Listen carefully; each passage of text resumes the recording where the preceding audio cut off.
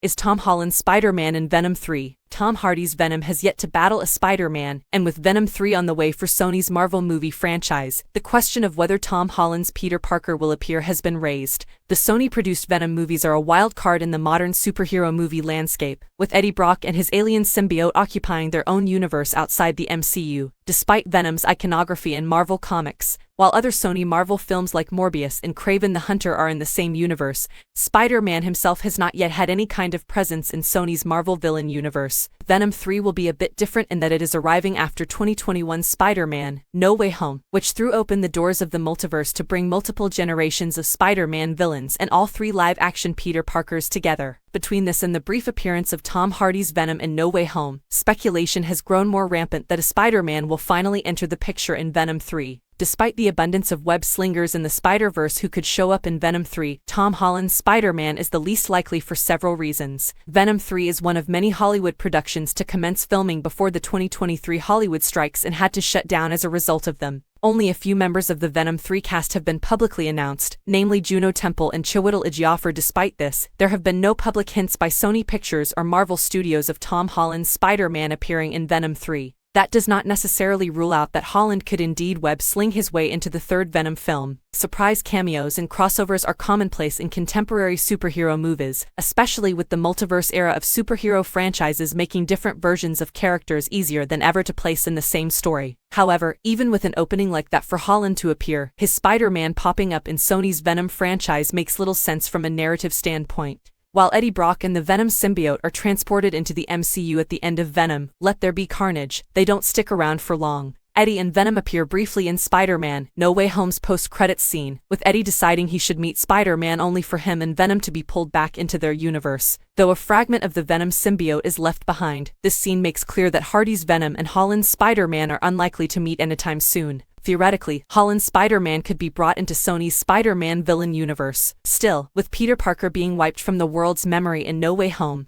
both Sony and Marvel clearly have much bigger priorities for him. A multiversal variant of Holland's Spidey could also appear in Venom 3, but this would be an excessively convoluted way to get Holland's Peter Parker into a movie that does not innately demand his presence. That leaves the question of which wall crawler is destined to cross webs with Hardy's Venom.